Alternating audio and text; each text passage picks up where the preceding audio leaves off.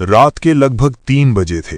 तापमान -40 डिग्री तक गिर चुका था और बर्फीली आंधी इतनी तेज थी कि टेंट से बाहर खड़ा सैनिक 2 कदम आगे भी साफ नहीं देख सकता था।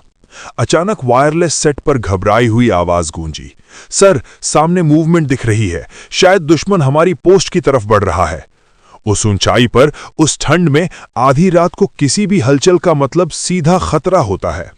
कुछ पल के लिए पूरी चौकी में सन्नाटा छा गया। हथियार संभाले जवान बर्फीली अंधेरी ढलानों की तरफ देखने लगे। लेकिन ये कोई सामान्य सीमा चौकी नहीं थी।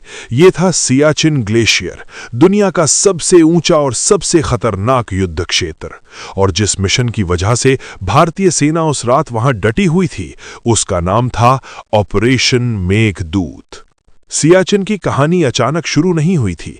इसकी जड़ें 1949 तक जाती हैं, जब भारत और पाकिस्तान के बीच पहला युद्ध समाप्त हुआ और कराची समझौते के तहत नियंत्रण रेखा खींची गई।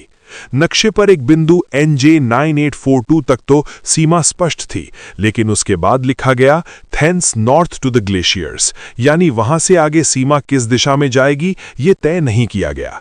यही अस्पष्टता आने वाले दशकों में गंभीर रणनीतिक टकराव का कारण बनी। 1972 के शिमला समझौते के बाद भी ये स्थिति नहीं बदली। पाकिस्तान ने इस खाली क्षेत्र का लाभ उठाते हुए विदेशी पर्वतारोहियों को सियाचिन क्षेत्र में चढ़ाई की अनुमति देना शुरू किया, ताकि अंतर्राष्ट्रीय नक्शों में यह दिखाया जा सके कि ये इलाका उसके नियंत्रण में है। भारत ने जब इन गतिविधियों पर ध्यान दिया, तब यह स्पष्ट हो गया कि मामला सिर्फ पर्वतारोहण का नहीं, बल्कि सामरिक दावे का है। सियाचिन ग्लेशियर लगभग 76 किलोमीटर लंबा है और इसकी ऊंचाई 18,000 से 22,000 फीट तक जाती है। सर्दियों में तापमान -50 डिग्री तक पहुंच जाता है। यहां दुश्मन से ज्यादा खतरनाक मौसम है, हवा पतनी है, ऑक्सीजन कम है और हर कदम के नीचे बर्फ की गहरी दरारें छिपी रहती हैं, जिन्हें क्रिवास कहा जाता है। ये वो स्थान है जहां सामान्य इंसान कुछ घंटे भी मुश्किल से टिक सकता है, लेकिन सैनिकों को महीनों तैनात रहना पड़ता है। फिर सवाल उठता है कि इतनी खतरनाक जगह के लिए संघर्ष क्यों? इसका उत्तर है रणनीतिक बढ़त। सियाचिन काराकोरम दर्रे के पास स्थित है।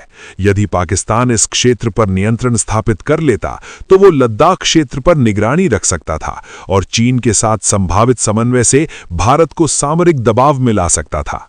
1980 के दशक की शुरुआत में भारतीय खुफिया एजेंसियों को जानकारी मिली कि पाकिस्तान बड़ी मात्रा में उच्च हिमालयी क्षेत्रों के लिए विशेष ठंडे मौसम के उपकरण यूरोप से खरीद रहा है। जांच से संकेत मिला कि पाकिस्तान अप्रैल 1984 में सियाचिन की ऊंची चोटियों पर कब्जा करने की योजना बना रहा है। ये स्पष्ट हो गया कि ये समय के खिलाफ दौड़ है। जो पहले पहुंचेगा वही सामरिक रूप से मजबूत स्थिति में होगा। भारतीय सेना ने तुरंत कार्रवाई की योजना बनाई। इस गुप्त अभियान का नाम रखा गया ऑपरेशन मेघदूत।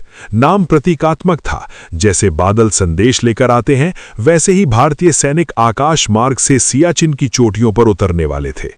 13 अप्रैल 1984 बैसाखी का दिन। भारतीय वायुसेना के हेलीकॉप्टर, विशेषकर चीता और MI-8, अत्यंत चुनौतीपूर्ण परिस्थितियों में उड़ान भरते हुए सियाचिन की ऊंचाइयों की ओर बढ़े। 4 कुमाऊं रेजिमेंट और लद्दाख स्काउट्स के जवानों को बिलाफोंडला और सियाला जैसे महत्वपूर्ण दर्रों पर उतारा गया। ये सैन्य इतिहास की एक अभूतपूर्व कार्रवाई थी, क्योंकि इतनी ऊंचाई पर हेलीकॉप्टर से सैनिकों की तैनाती पहले कभी नहीं हुई थी। जब कुछ दिन बाद पाकिस्तानी दल वहां पहुंचा, तो उसने देखा कि भारतीय सैनिक पहले ही रणनीतिक बिंदुओं पर कब्जा जमा चुके हैं और तिरंगा लहरा रहा है। पाकिस्तान की योजना विफल हो चुकी थी। भारत ने ऊंचाई की बढ़त हासिल कर ली थी। हालांकि शुरुआती सफलता के बाद असली संघर्ष शुरू हुआ। ये युद्ध गोलियों से कम और प्रकृति की कठोरता से ज्यादा लड़ा गया। सैनिकों को प्रतिदिन -40 से 50 डिग्री तापमान में गश्त करनी पड़ती थी। अचानक आने वाले हिमस्खलन, बर्फीले तूफान और ऑक्सीजन की कमी निरंतर खतरा बने रहते थे। आंकड़े बताते हैं कि सियाचिन में तैनाती के दौरान अनेक सैनिक मौसम और दुर्घटनाओं के कारण शहीद हुए। इसके बावजूद भारतीय सेना ने अपनी स्थिति नहीं छोड़ी। ऊंचाई पर बने रहना ही रणनीतिक जीत की कुंजी थी। 1987 में एक महत्वपूर्ण घटना हुई। एक ऊंची पोस्ट से पाकिस्तानी सैनिक भारतीय ठिकानों पर लगातार फायरिंग कर रहे थे। इस चुनौती का सामना करने के लिए भारतीय सेना ने साहसिक कार्रवाई की। कठिन चढ़ाई और प्रतिकूल मौसम के बावजूद सैनिकों ने उस पोस्ट पर कब्जा कर लिया। बाद में उस स्थान का नाम बाना टॉप रखा गया, जो उस वीरता का प्रतीक बना। ये घटना दर्शाती है कि सियाचिन की लड़ाई केवल भौगोलिक ऊंचाई की नहीं, बल्कि साहस, धैर्य और मनोबल की भी थी। आज भी सियाचिन में भारतीय सेना की तैनाती जारी है। हर वर्ष भारी मात्रा में राशन, ईंधन और उपकरण हेलीकॉप्टरों के माध्यम से पहुंचाए जाते हैं। सैनिकों को विशेष उच्च हिमालयी प्रशिक्षण दिया जाता है ताकि वे अत्यधिक ठंड, कम ऑक्सीजन और कठिन भूभाग का सामना कर सकें। ये तैनाती महंगी और चुनौतीपूर्ण है, लेकिन सामरिक दृष्टि से अत्यंत महत्वपूर्ण मानी जाती है। सियाचिन पर नियंत्रण भारत को काराकोरम क्षेत्र में बढ़त देता है और लद्दाख की सुरक्षा सुनिश्चित करता है।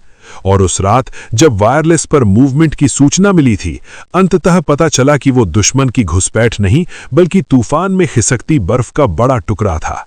लेकिन उस क्षण ने एक सच्चाई स्पष्ट कर दी। सियाचिन में हर आवाज, हर साया, हर हलचल पोटेंशियल खतरे का संकेत हो सकती है। फिर भी सैनिक डटे रहते हैं। ऑपरेशन मेघदूत केवल एक सैन्य अभियान नहीं था, बल्कि एक निर्णायक कदम था, जिसने भारत को दुनिया के सबसे ऊंचे युद्ध क्षेत्र पर रणनीतिक बढ़त दिलाई।